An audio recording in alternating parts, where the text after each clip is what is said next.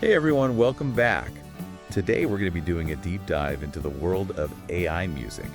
Ooh, yeah. It's been getting a lot of attention lately, and honestly for good reason. Right. We're going to be looking specifically at this recent article about Celine Dion and her very public warning about people using her voice without permission in AI-generated music. Yeah, it's so interesting, isn't it? Like how this technology is really pushing us to think about what music even is and who gets to create it. It really is.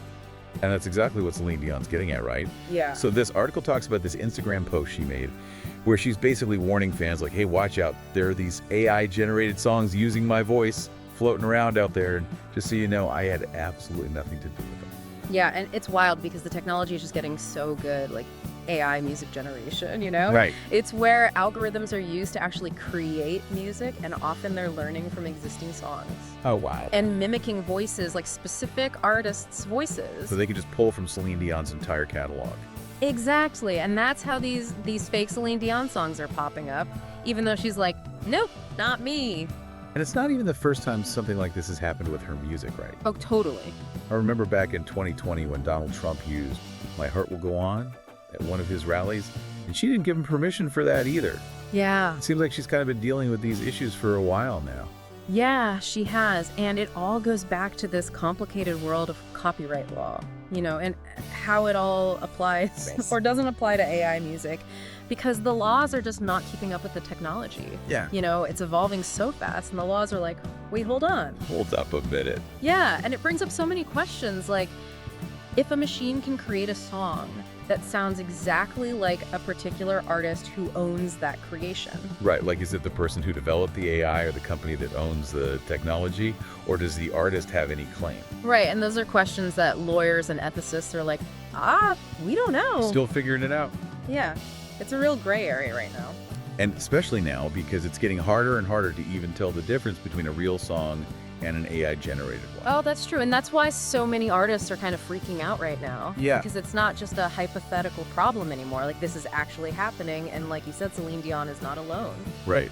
This article mentions an open letter that was signed by over 200 huge names in the music industry.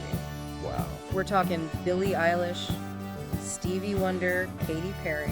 It's a lot of people. Yeah, it's a pretty big deal, and it shows you this is a huge issue that's affecting artists across every genre. So what are they so worried about?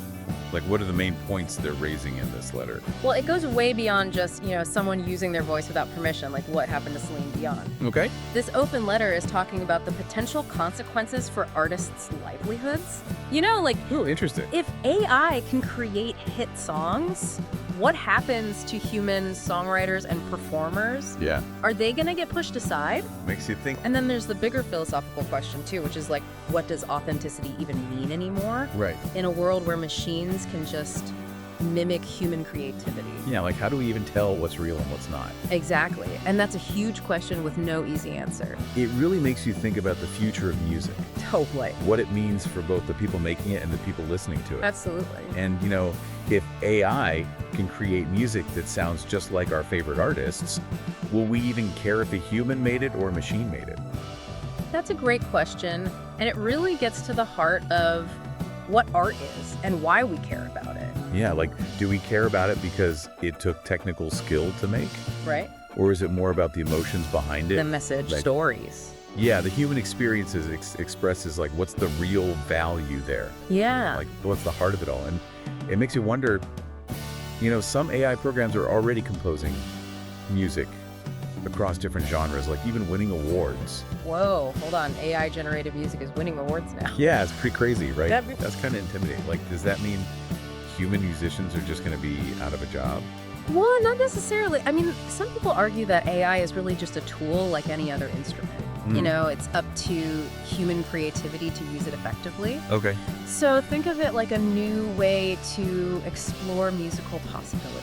You know, even make music creation more accessible. Like, imagine someone who's never played an instrument in their life, Right. and they can suddenly create a whole symphony with the help of AI. Okay, I see what you mean. Yeah, That's pretty cool. yeah. I still can't help but feel like there's something missing there. Like, Yeah. where's the heart, the soul? You know, Yeah. the real human experiences that make music so powerful. Right, and that's the big question, isn't it? Like, can AI really replicate those raw human emotions that we connect with in music? Yeah. Or will it always just be missing that special something that comes from a real person? Right, like you can have a perfect replica of a painting, Right. but it's still not the original, you know. Exactly. It might be technically perfect, but it's missing the artist's intention, their energy, their perspective. Yeah, it's just not the same. And that brings us back to Celine Dion and all those artists who signed that open letter. Like, they're not just fighting for their jobs, you know? Yeah. They're fighting for what makes music matter, that human element. So where do we go from here then? Is it just a battle between humans and machines for the soul of music? I don't think it has to be a battle. I think it's about finding a balance. You know, AI can be this amazing tool, but we need to use it responsibly, ethically, and respect the human musicians who are pouring their hearts into their work. Finding a balance that sounds ideal, honestly. Right. Because AI is obviously here to stay and it's going to keep influencing everything, It is. including music. Absolutely. And the challenge now is to figure out how to make sure that evolution benefits everyone you know. Right. The creators, the listener, whole music community. everyone. We need to have these open conversations, set some ethical guidelines, maybe even rethink the legal stuff to deal with all these new challenges that AI is bringing up. It's a lot to think about. Yeah. This has been a really interesting conversation about AI's role in music.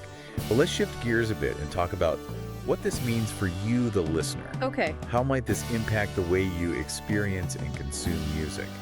it's a really good question to think about because, like we were just saying, AI is already creating music that's good enough to win awards. Right. So it's not that crazy to think that it's going to change the way we listen to music, too. Exactly. And as AI gets even more advanced, you know, the listener at home, Yeah. will you be able to tell the difference between a song made by a human and a song made by a machine?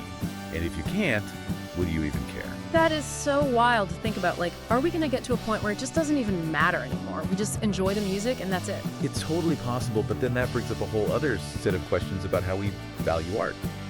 You know, Like, if an AI can create a piece of music that's technically amazing and, you know, emotionally it makes you feel something, does it have the same value as a song written by a human who poured their heart and soul into it? it makes me wonder, like, can a robot, Right. even a really advanced one, can it really understand, like, love and heartbreak and joy? Right. Even if it can write a song about it, like, there's something about the human experience, you know, the vulnerability, the imperfections, that I think is really important for creating art that's really powerful. You're so right. It's that human element, that spark of real lived experience that I think gives music its soul. Well said. I think that's a good place to wrap up our deep dive into AI music. Yeah, It feels like we've ended up with more questions than answers, always.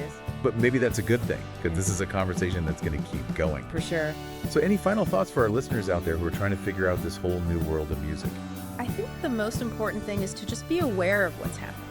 You know, we need to be having these conversations. We need to demand transparency from the music industry, and we need to think critically about how we want AI to be a part of the music we create and the music we listen to.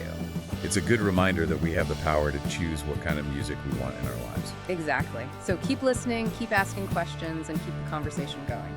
Couldn't have said it better myself. And on that note, we'll leave you with one final thought-provoking question. If AI can create music that's indistinguishable from human-made songs, what does that mean for the value and meaning we place on art? Thanks for joining us, and until next time, keep exploring.